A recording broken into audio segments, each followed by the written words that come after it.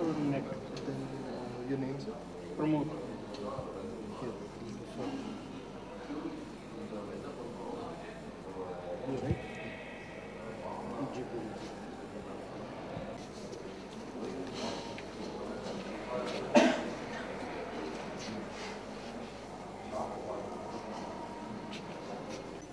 Training from almost 2000, 2001, 2002, but on and off, on and off. So.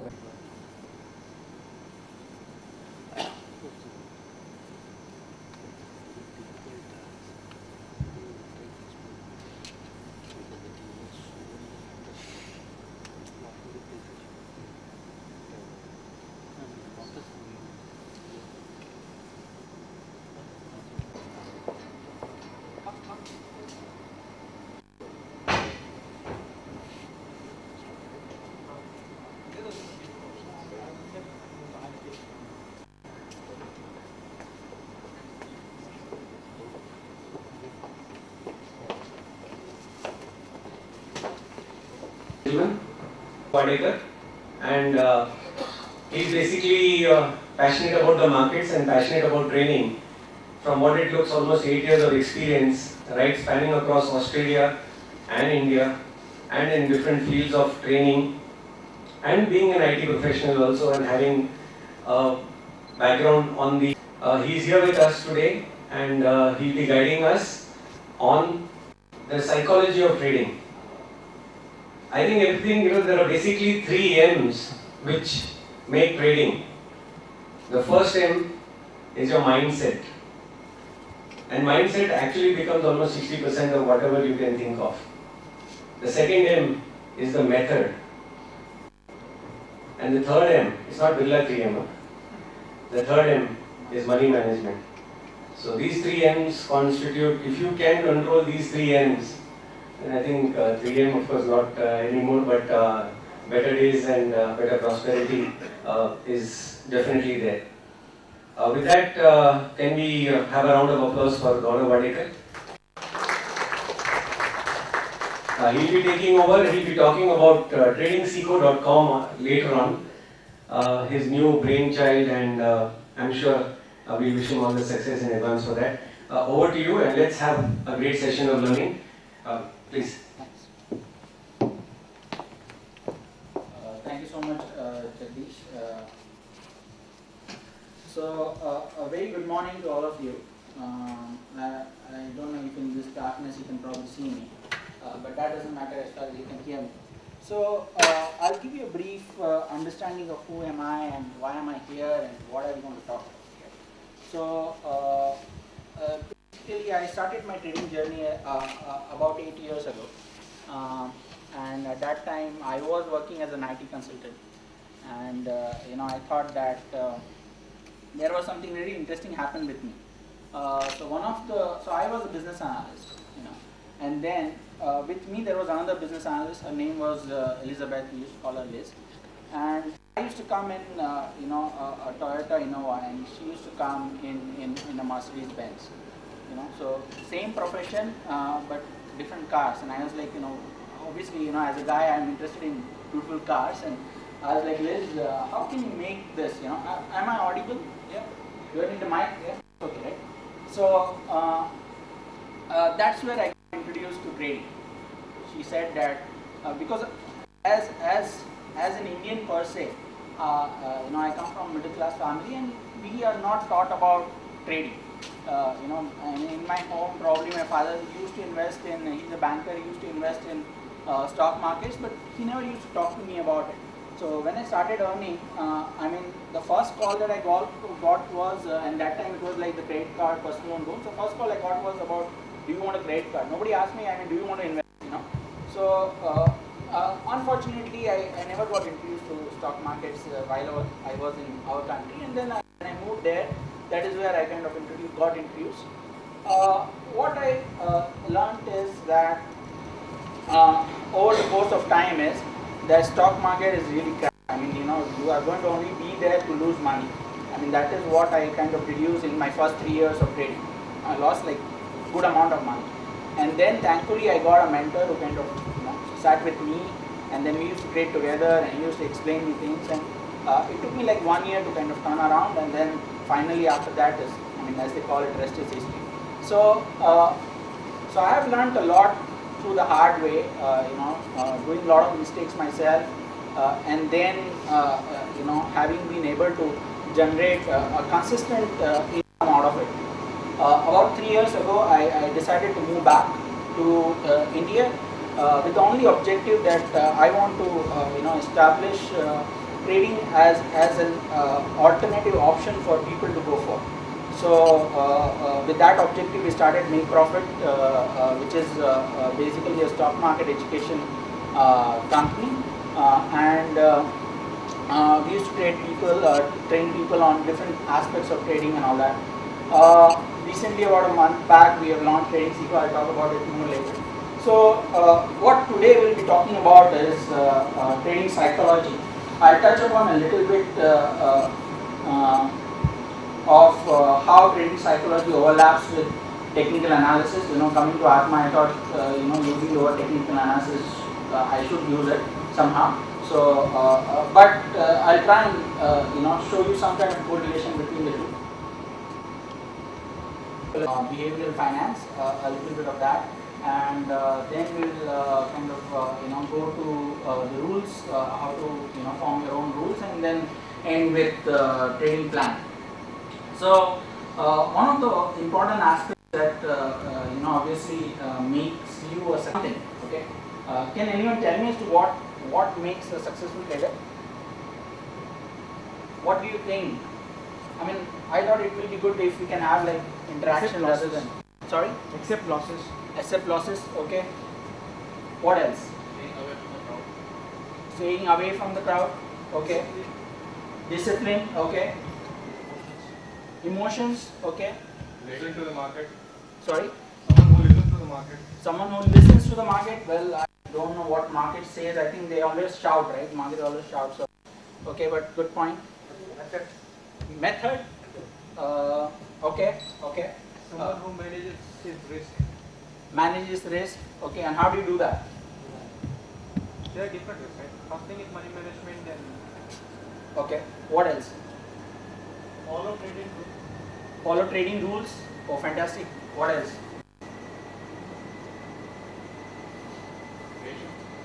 Patience. Okay.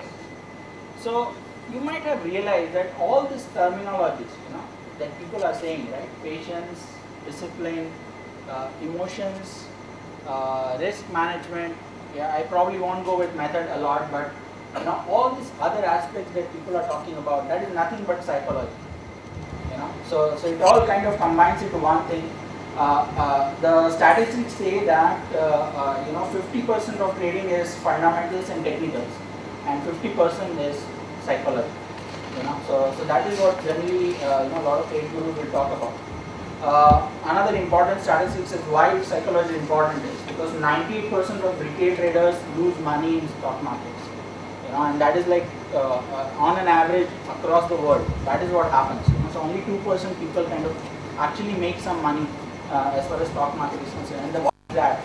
The reason is because the retail investors are competing with the institutional guys, and the institutional nowadays everything is kind of algo. Everyone is talking about algo. So what is happening is that you are basically, the retail guy is basically competing with computers.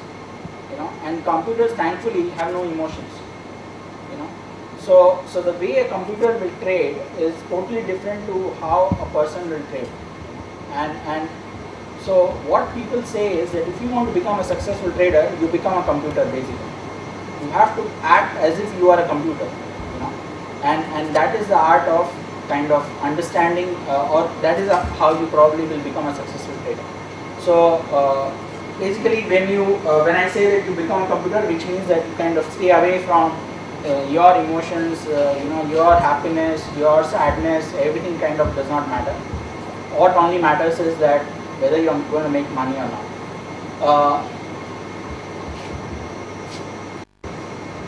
Is it okay if I remove this slideshow mode? I don't know why it is not responding to any of the keys. Yes, it's okay with all of you? accept your losses and you work through them, and that's when you kind of tend to become successful. The other day I was kind of hearing to a guy called Mark Douglas. I don't know how many of you have heard about him. Anybody heard about Mark Douglas? Yeah, Trading in the Zone. Yeah. So he's written this beautiful book called Trading in the Zone, and if you have not read it, I think you should go and read it. But he was giving a fantastic analogy. So sometimes you will feel that the first time you are trading, you will realize that winning is very easy. You'll kind of have a winning trade like that, and then you will say, "Wow, this is fun." I mean, I can easily make money. I was logging all 9 to 8 in the office and working so hard. So why not I just do trading? So winning once is very easy, but winning consistently is difficult. And what he said was that because he's a US guy, he's given a US example, but what he's saying is that if you take a person who is say playing basketball, and you kind of put him in a room where he's practicing in his college, what happens is that he is kind of consistently putting the balls in the basket every time he practices, right? And when he does that in his closed room, he is probably about 90% accurate. Yeah, so I mean 90% of the times he's able to put the ball in the basket. The same guy, you put him in say an NBA final, last 3 minutes, his team needs like 2 points, and he has the ball with him, and he wants to put it in the basket. I mean, what is the chance that he will actually be able to put the ball? So that is the difference between basically winning and consistently winning. And because when you are trading, you are basically into a lot of pressure. You are like in a pressure cooker. You're there and you're trying to win. Trying to fight it out. So when you are not doing that, when you are not trying to fight the market, that is when you kind of start your steps towards stock market winning. You will be surprised that there is a lot of similarity between the definition of psychology and the definition of technical analysis. It's actually very funny. When I kind of saw this definition, I was like a bit surprised. You will see some words like patterns, behavior of people. You will talk about understanding individual people and groups. So all that is psychology. Where you are trying to generalize things by something that has happened consistently, and probably that is what even technical analysis does to an extent. It is trying to consider your past and then take you think that in the future, if the same circumstances occur, it will happen again. So I was a bit surprised that psychology and technical analysis, at least the definition is kind of having some similarity. So as you probably all know, there will be two kinds of psychological aspects. One is the market psychology and one is yourself. So there is a good saying which says that if you lose in the market, it is not the market, it is you. So understanding both the market psychology, how it works, and how your psychology works is very important. Okay, why is this important? Why do you think trading psychology is important? Obviously to become a successful trader, but apart from that, why do you think it is important? I feel like the market is not a charity, so that if it goes down, it is not necessary it has to come back again. Okay. So that we have to let go some emotions to control our trading values to go for us. So I like that. Market is not a charity. Yeah? So fantastic. What else? Why do you think trading psychology is important? Why are we even here talking about this subject? I think you very well put it in the first line, the emotions. Basically, that's what I would like to. Yes. So, so there are multiple things that you look at. One is that you have to see, so how many of you are into day jobs? Like you're not trading and you're into day jobs. How many of you are in day jobs here? 1, 2, 3, 4. Yeah. So, when you are in your day job, are you like pressurized every day? Sort of, yeah, yeah. Then you should not come to trading because trading is like more pressure, yeah. But you will, when you start trading, you probably realize that my day job was much easier. I used to go 9 to 6, just stay there, do what my boss used to say, come back home, spend time with the kids, watch TV, have good food, So life becomes much simpler if you are there. What you should know is that trading is also same thing. You should consider trading as the same thing, as if you are going and working in an office from morning 9 till afternoon 3:30. If you are able to do that, then that's it. You don't have to worry about anything else. So it is very important to understand, because you need to avoid your emotional aspect of trading. You have to consider it as something similar to what you probably will be doing if you are doing a day job. Obviously, it helps understand how different players in the markets think and behave. Yeah, because bulls and bears, and they both are fighting out, and whoever wins, kind of take the market to their direction. So it is very important to understand as to how they behave and what they do. Well, obviously help in taking trading decisions, avoids trading mistakes. Yes, it also helps you in understanding a concept called a market cycle. How many of you know about market cycle? Have you heard of this term, market cycle, before? Yeah. What is it, sir? So there is a phase where some of the sectors will go up and some of the sectors will come down. Okay. And also there is a phase where market moves from one level to another level and takes some rest. Rest in the sense it may come down, or it may go sideways, and then again it starts its next phase of the day. Basically, markets. Yes. Like 8-year market cycle movement. Well, I don't really put it in like a time frame to it. Okay, for different markets, there's a different time frame. Yes, well, in Indian markets also, for different kind of products there will be a different time frame. But overall, see, what happens is that I call it an inverted U. So how it works is, let's see if we have a picture for it. Yes, we have. Yeah. So you look at this picture here. Yeah. So it always kind of starts. It peaks, then it comes down. And why it is important to understand the market cycle is because then you should be able to judge as to where you are at that point in time. And there are reasons as to why you should be aware of it, because sorry. Well, I generally call it like it's like I probably won't put it like that, but there is basically, according to me, an accumulation phase, yes. But then there is also a phase where you kind of are trying to offload things, because it's like too much on you. So, but the most important part is that when you understand the market cycle, you will be able to understand what are bull phases and bear phases, and how different people take advantage of it. So when the bull market phase starts, yeah. So I don't know if it's right, but so what happens is when the bull market phase starts, there are some very smart traders. Okay. What they will start is they will understand that now a bull market phase is going to start, and they will start accumulating the stocks, yeah, or the security.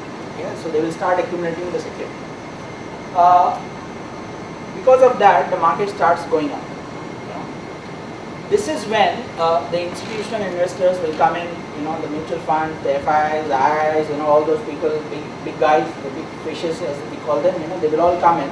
And they will realize, oh wow, the market is going up, this is the time to make money. And because of them, the market kind of zooms, accelerates a lot in that phase.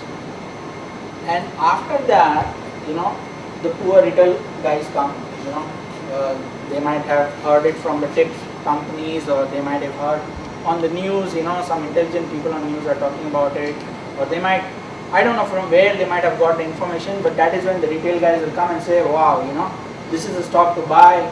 And that last phase in the market, this guy here, that is where the retail guys come in, and that is actually the time when the market is going to peak. Unfortunately, that is what happens. So so the first phase is called accumulation, then the acceleration, and then the mania. Yeah, so mania is when basically the market is going to get flat out and the retail guys have just entered there.